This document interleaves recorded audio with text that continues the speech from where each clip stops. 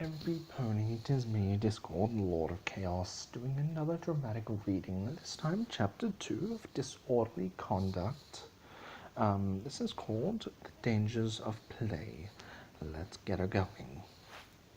The days were great for weeks to the young Phil, who was learning her way around everything a young Draconicus needed to know, mainly consisting of magic.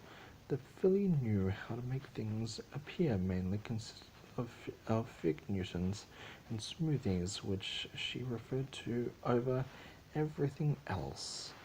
Having a smoothie brought a smile to the filly's face, especially to the strawberry smoothies. No other unless it was strawberry banana, yet for some reason there was a difficulty in summoning that, usually ending with a half-cup banana at the bottom of the cup. Very displeasing to the filly. Sweetie, why don't we take a walk in the Everfree again? Galaxia gave a gentle smile as she looked at the filly, who seemed to look lovelier day by day in terms of what a young'un. As a parent, she wasn't odd, thinking of her only offspring was lovely. At least she thought most parents would think of their children would be the loveliest thing to walk on earth. The young filly trotted up, and would greet her mother with a bright smile. "I'd love to join you, mother," the child said calmly before seeing her aunt's looks of surprise. "Galaxia, the Everfree is dangerous!" the pair shouted. One wasn't new to the filly, but the other she wasn't sure if she recognized. The new one was of a dark color with a dusty cyan-colored mane. The looked to be about a year older than her. "It isn't dangerous. My mystic is quite unique when it comes to there. If you'd like to accompany us, you may, my dear sisters." After a while of silence, the sisters agreed not to accompany them, slightly out of fear of the creatures who reside in the dark, wooded area. Especially if these creatures have had a slight history of eating ponies. Galaxia flicked her tail and led the young filly into the forest, where the pair would relax happily to those crickets and frog croaks of the night. She glanced at them, watching them walk past but not striking, and the timber wolves just sat curiously, greeting them with a low, chilling howl. "Mama, they're saying hello again," they said softly before mimicking it, hearing a few barks in return. Galaxia was curious, secretly jotting the happenings down in a journal. They frequently went into the forest to relax, a smile on her face as day by day, and saw that her daughter had some power over the creatures in the forest. They'd spend a while in the forest before heading back, a sigh escaping Galaxia as all she saw waiting for her in her sister's palace was another note. They had returned to Camelot, but nothing more than Phasphor saw his mate's sadness and nuzzled her. "They'll warm up. Just give them a while, my dearest," he cooed, only to be met by a sorrowed gaze. "You believe so?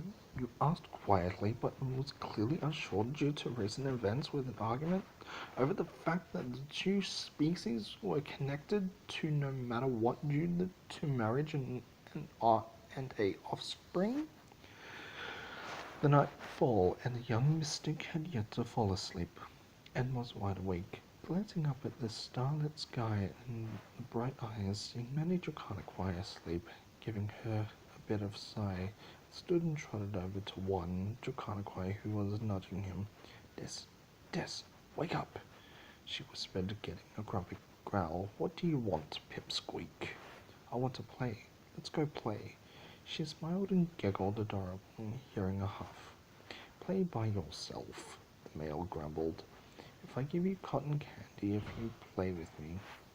She smiled, seeing the boy's eyes light up at the very mention, and soon coming to his feet and sighing, "Fine, fine, let's play."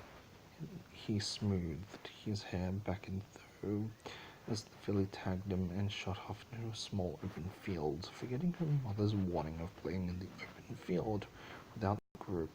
The pair ran around like hooligans, playing under the night sky, tumbling around and wrestling before she won via pinning him. Looking down, giggling as the boy panted, "Good job, Pipsqueak."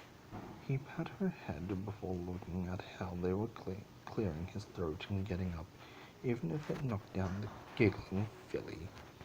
Little did the pair know that a creature, a rather large one at that, had clearly heard the pair and flew to flight. Following after the rustling they caused, giving a few huffs into the night air as its head warped around to find its prey, a white creature shimmering in the moonlight and laughing nonetheless. That must have been what it was looking for. Most definitely that was it. With large sounds of wind hitting under its wings, it soared down, scaring the pair who ran. Teleport. She squeaked, doing so for him, though she couldn't teleport two at once. The creature grabbed her by the tail, having her scream a bit, doing so as loud as possible to wake up the group of Draconiqui. Des was doing the same whilst attacking the massive night creature till it dropped her from trying to snap at him. In moments she felt like the world was shifting around her, eyes closed tight as she shrieked in terror before her wings instinctively popped open. She was beginning to soar. Dis behind her to the group, he ordered, which usually would return with a rebellious comment of sorts, but now wasn't the time as she flew to her startled parents. The Draconiqui formed strange shapes around the young bristled up as they made a protective shield that was strengthened by Galaxia's alicorn magic. All of them, the night creature fly off to find its next prey, though it would have waited for the group to weaken before breaking down its shields, though it was too hungry to think logically. On the situation at hand, Mystic's little heart went faster than a hummingbird. Her little body shook worse than a chihuahua, who had to use the bathroom. It was worsened by the fact by a lot of the Draconiqui seemed to be glaring at her, yet she didn't know why. "I told you over and over to behave yourself, young lady, and especially not play in the field alone. At night, no less." Her father began to scold her with a clear sense of anger, as I have Galaxia scolded. You put all of us in danger." Right, that was a dramatic reading by me, Discord, Lord of Chaos. I hope you enjoyed this disorderly conduct. It will be continued a series, as there's only 6 chapters. I will bring all 6 to in videos like this in dramatic readings. I know I messed up a little bit in the dramatic reading, but I hope you enjoyed. Please like the video if you liked it.